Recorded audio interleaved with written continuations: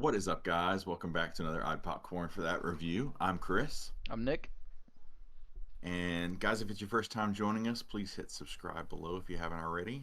But today we are talking about the 2021 movie Titane by Julia Ducournau, uh, which is French for titanium, which gives you a little tiny baby of a hint of what's going to happen here. But there's no predicting this thing. And I'm super excited to talk about this because we haven't said a word about it really to each other, and this thing is insane. Um, right off the bat, we don't know how to talk about this movie without spoiling it completely. This is just a spoiler discussion, open discussion, so feel free to add in below if you've seen this movie before, but we're gonna get into it. So don't watch this if you haven't seen this movie and you have any intention of. Um, but also, don't watch this if you're just morbidly curious and you can't handle some crazy subject matter because every nothing is untouchable in this movie. They go there in every way possible. But yeah, what do you think about it? First of all, what's your general? I absolutely hated this movie. That is hilarious. I did you like it? I love it. Yeah, I've yeah. Oh my god, I knew It's you were we're gonna gonna like it's gonna it. be one of those movies. I could not wait for this fucking movie to be over. I hated every second of it. It was I no. What did you like about it? What was there to like about this movie? Come here for the different takes. Yeah, come on, Uh, man. yeah, yeah. I couldn't disagree more. This sounds like this is gonna be like your lowest review yet. Oh, it is. Um, yeah, I like it a lot. First of all, I just like this is certainly not for everybody, and I think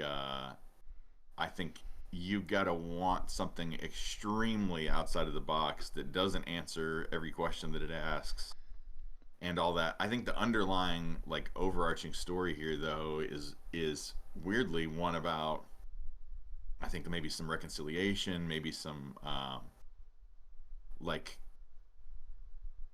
the director said before that like she thinks unconditional like truly unconditional love is just like one of the rarest things in the universe, and it's so hard to find, and you might find it in these unexpected places, and this is certainly an unusual place to find it. But yeah, so the kind of the redemption arc of her to the extent that there is one, um, and just the story of the fire captain and his whole arc there, and it deals with some complex stuff. It deals with like ideas of masculinity and dealing with aging, and maybe dealing with like body acceptance or someone accepting your body for the way it is. There's a lot, but it is inside of a movie that has an insane premise behind it, uh, which I, I I can leave it to you to. Well, how would you put what the premise of this movie is? Without, I mean, not without going into great detail, but how would you sum it up for somebody if they're like, should I watch this movie? A murderer goes on the run, pretends to be somebody else, and insinuates herself into this person's life, I guess. And while I this fucking movie, dude. Hilarious. I knew I was gonna hate it like from the beginning. When Oh, did you she's really? Yeah, man, like when she's so they're like at the car show or whatever, and like there's all these chicks like with high heels dancing on people's cars and stuff. And first of all, I'm like, if you're into your car, you're not letting these girls on your car with high heels and all these like spikes on them and stuff. So I was kind of annoyed by that. And then I Well, I was think it was. It's like to sell. Like it's like this car show, and the extra thing that they added to the added element to this car show is that whores. there's like semi-nude women dancing around Yeah, man, and on cars, and then it which just I don't think that's ever been done in real. I've never heard of that in real life. Certainly. not the way they were doing it, but like, and then just how long the scene is of her gyrating on this car's hood and stuff is just like, all right, I'm over this. Can we just get on to something that's different? I don't want to watch it anymore. And So I then mean, I think, and maybe that maybe you're getting the same thing too. But I think what they're trying to get at is somehow like that accident at the beginning of the movie where she has to have that titanium implant in her skull has almost immediately made her attracted to all things metal and especially motor vehicles I guess, because yeah, she's drawn like she as soon as she gets out of the surgery after but yeah, after the accident happens, she embraces the car and like pretty much her relationship with her parents, whatever there was of that, is completely over, and she's just cold and distant to them, but seems to love vehicles in a way that is pretty carnal. I never thought I'd see a human on vehicle sex scene in a movie, um, Yeah, but now I that have seen happened. that more than once now. Yeah, twice in this movie at least. Yeah, yeah, Cadillac Coupe de Ville and a fire engine. Jesus, this movie. She did. She didn't seem to like the fire engine as much as the Cadillac. Yeah, well, the Cadillac had flames. Oh man, yeah. I mean, so like you would expect if you have sex with a car, She didn't use she gets protection. pregnant. She got Yeah, pregnant. Yeah, yeah, we get pregnant from fucking cars now. and all blood in her body seems to be been replaced with motor oil, or at least you know, Yeah, I at mean, least the menstruation variety. It's a hard sell of a movie. Let me just start right off the bat. If you either are gonna you're either gonna love this or you are not. all right. So here's Uh, the big thing for me that really put me off of the movie even more is like, so her plan, she murders all these people, and then she, shaves her head, breaks her nose because she sees a kid that looks like her, that went missing 10 however long ago, and like, yeah, she's seeing like the age advance. Like this is yeah, what they might look like now. Yeah. and she like makes herself kind of look like that, and then turns herself into the police saying she's this kid. You're trying to, okay, you just murdered all these people, you just killed your parents, and you're gonna just like try to pretend to be somebody else with Oh, it's a. that person's. Why would you not just run and go on the lam instead of trying to pretend to be somebody else that you're I will tell you that clearly this. not? Have you seen the movie The Imposter? I don't think so. It's like a documentary. So it's one of my favorite documentaries, and it tells the story in a uniquely non-documentary type way where they're incorporating like acting into the interviews and stuff. It's cool. I recommend the heck out of The Imposter. Okay. And without getting into too much detail, it's more or less what happens there. And I feel like it had to, at least to some degree, have been inspired by this because not so much there's a serial impersonator essentially is what's happening here, and the crux of the imposter movie is this kid goes missing from a Texas town when he's like 10 or 13 or something, and however many years later, maybe 10 years later, I don't think it's quite even that long, but maybe 10 years later, uh, this imposter dyes his hair, tattoos himself because the kid had done tattoos on himself, so tattoos himself, dyes his hair, does different things to change his appearance, and convinces these very like takes advantage of some people that are really desperate to have their child back. Right. And it does become a thing of did they really not know, because eventually everybody else is figuring it out that this can't possibly be, and he's got an accent that they can't I mean like Right. they really were uh smoking a lot of copium on this one, and that kind of was a good backdrop for this movie because it made it a little more believable that you could think of this as your son. But there is a point, obviously, in this movie where he knows for sure this isn't his son, and Yeah. it's just progressed to a point where he just needed someone in his life to fill a void. Just the. And I thought that's also an interesting thing to tackle. Yeah. Is the main problem with this for you the the underlying wacko story of the cars and the pregnancy and all that, No. or is every part of this was just like misery Every part to of you? it. Every part of it. The relationship that the dad has when she gets there after pretending to be the son, like turns out the dad's a fire captain. And first of all, let me start by saying that when they're doing like a drill and he sees a kid burned to death in a drawer, I think his kid has been dead this whole time. And he like I don't think it went missing. They don't answer that, but it does certainly make, because that's certainly not real. So Yeah. that is either him remembering that happening, and he like maybe he lied about it, Yeah, that's what I or got from it. or alternatively he's just like so traumatized from losing his son that he's starting to have these kind of hallucinations like this, because he's also like way over abusing steroids, Yeah. like injecting himself with steroids just to fight aging. Essentially, is what's happening. Like he doesn't feel like he's as strong as he used to be or whatever. It looks better than most people, Right, whatever yeah. age he is, but he's very self conscious about that and very like ultra masculine and everything, and he's giving himself all these injections. And there's a point where it's like, man, you obviously need to slow down on those. Like this is really hurting you, and you just like doubled down on him. Uh, But the also the relationship he like has immediately, like gets her home, him, whatever, Adrian is what we'll call her. That's what she starts to go by. It's the kid's name. Uh, and like she's in bed, and the dad comes in, and is like, "Give me your clothes," and she's like, "No." And like, well, she doesn't say anything. She doesn't speak for basically the rest of the movie at this point. Hmm. But he's so aggressive about, "Give me your clothes." Like, why do you need to Yeah, take and this kid's clothes? wouldn't anybody think? Because also I was a little, He was I don't know about very, confused by that, but it's like his. You're supposed to think by the end of this movie that that's a very compassionate, loving, unconditionally loving. This is a good guy. He's like the father she never had with her actual dad. Like he's showing her unconditional love that she never got. And it seems like there was no love there even before the accident, but there certainly wasn't. I mean, there's that scene where like the dad comes yeah, home and they're living together still, and they're just completely wordless to each other. Don't say hello. They just coexist in a house, ships passing in the night, you know.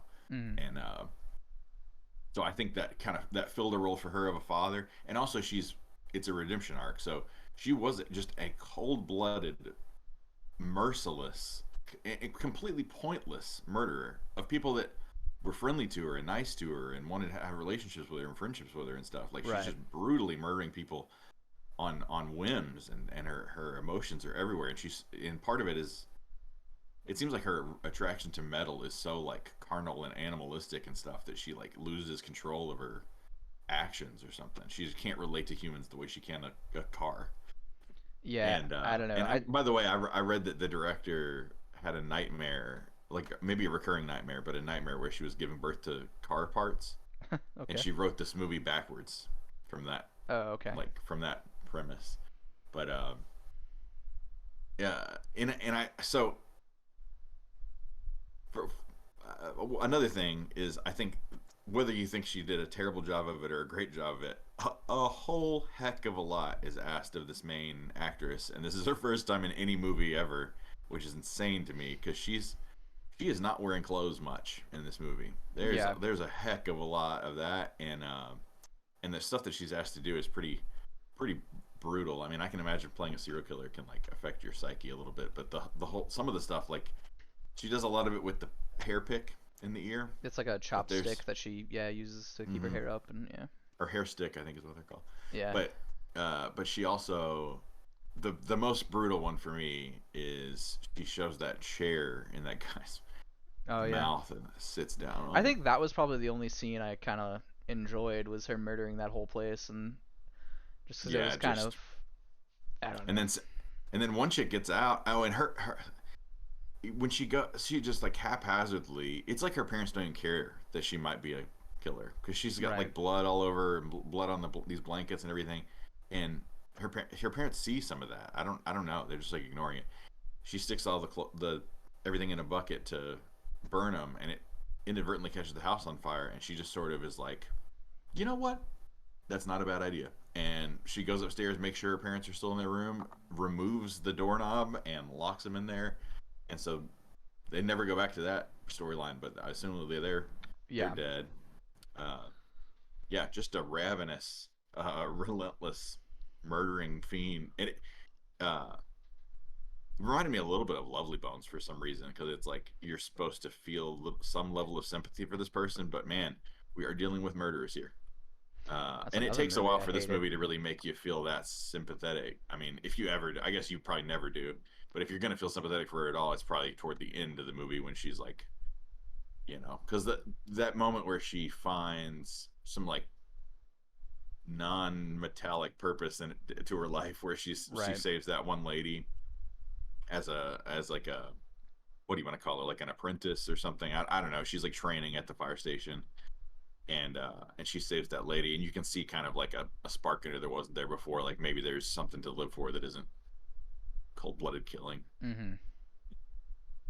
But yeah, I didn't. These are the reasons that I enjoyed this thing. It kept me guessing the whole time of how it's actually going to end.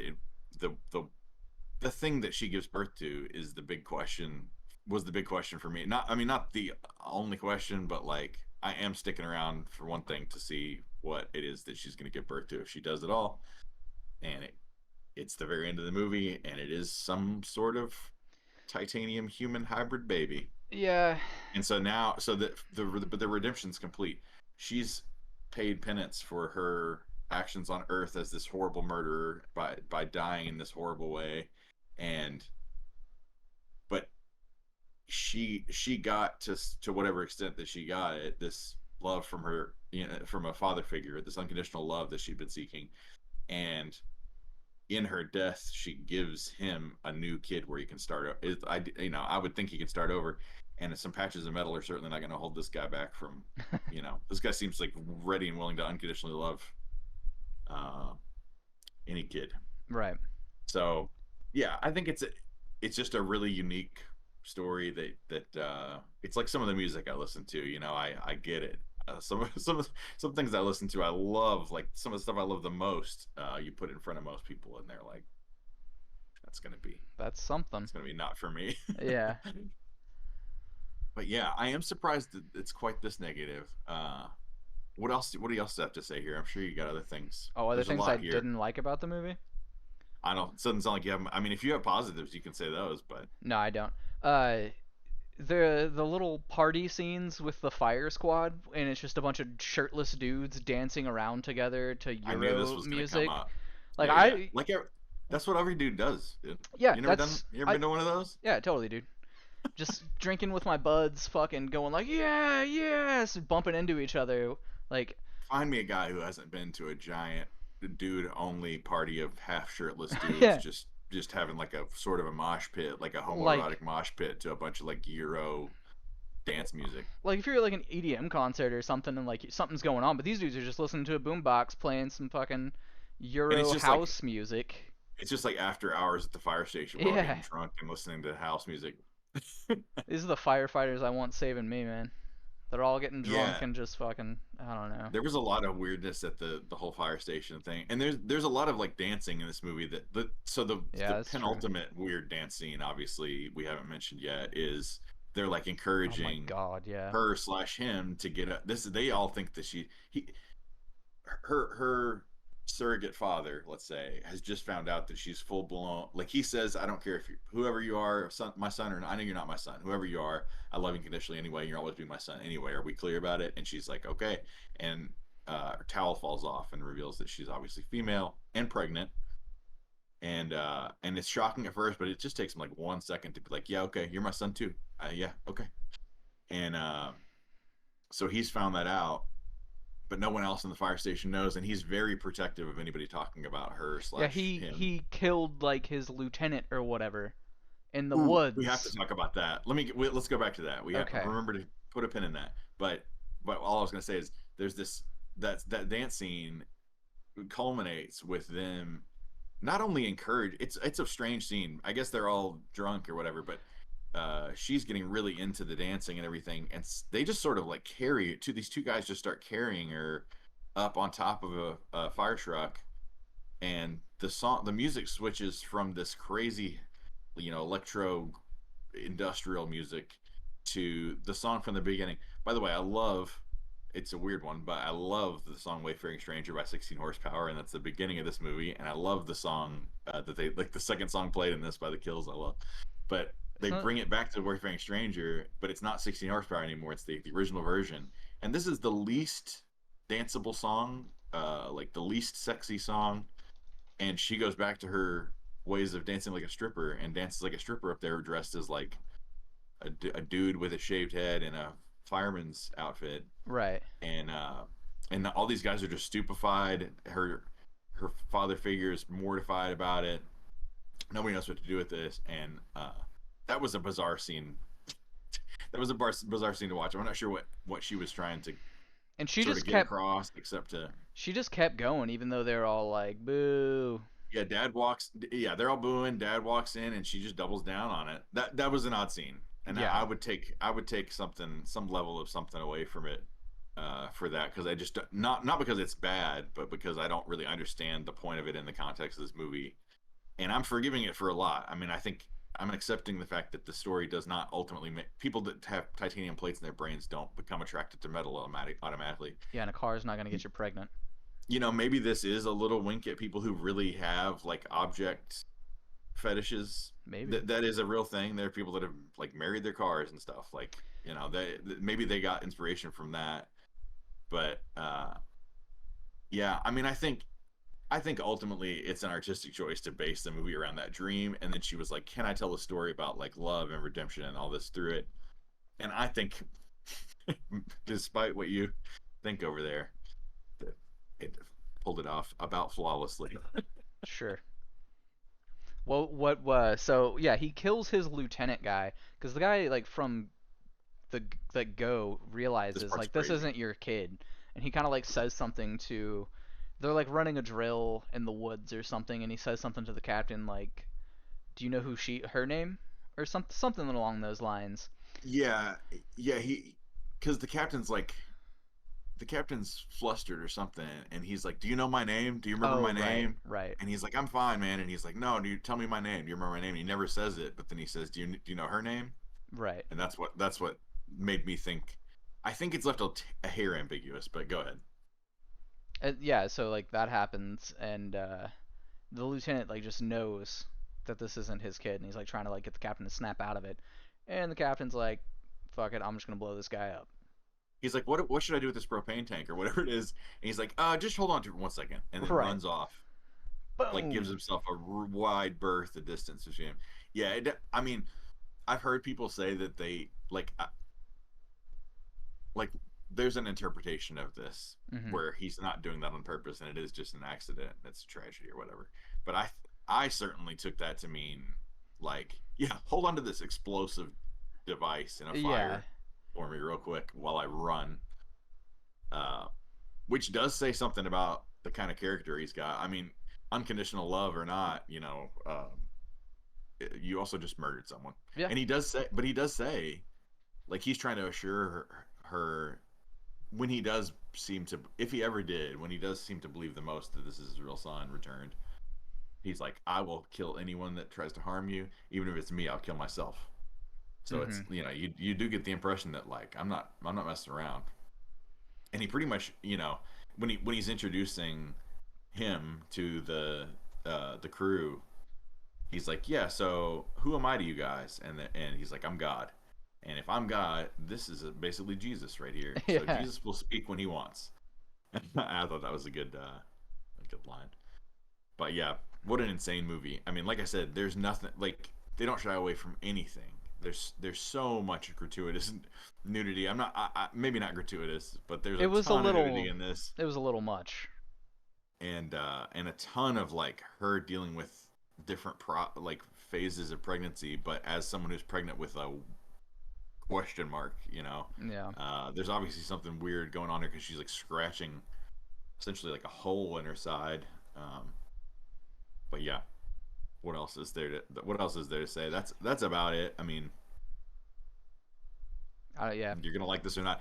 I would say probably watch. I haven't seen Raw, but I would say probably watch Raw, and it'll probably give you an idea of if this is your vibe or not, because that came first, and a lot of people love that movie, and it's widely acclaimed and everything, and that got this sort of the press and the buzz that it needed to be successful. Because this was like the second one. She was the second woman ever to win the Palme d'Or, like the top prize at Cannes. This won a ton of awards. Uh, but yeah, Raw, I think even more so, and maybe Raw is more of an introduction. And if you can make it through Raw, which I know already has a pretty crazy subject matter too, then this might be for you too. But it might be worth testing. Yeah. What else you got? Anything? Nah, I think I'm good. I think I'm done talking about this movie. If you could give it a score, I'm so curious to know what you'd give it. I mean, I guess the lowest I can go is 1, right? I mean, can I give it a 0? Or a half. I'd say a half is the Give it. lowest All right, I'll score you can give it a go. point 0.5. Don't watch this movie unless you like what he said about it. And if you do like what I said about it, I would give it about a 9.5, Jesus. which is about as far apart as we will probably ever be. All right. I don't know what we're talking about next. We're going to talk about a movie, I'm sure, in the future. If you've seen this movie, I would love to hear what you think about it, whether you love it or hate it or somewhere in the middle. I don't know how you could be in the middle, Yeah, tell me why I'm but I'm stupid for interested. not liking it. Yeah, let him know while he's wrong for not liking it. Let me know while I'm wrong for liking it. We're open to all of it. Um, hit the like below either way, you know, and share it with your friends. Yeah, and subscribe if you haven't already again. And we appreciate you watching as always, and we'll see you in the next one. We'll see ya.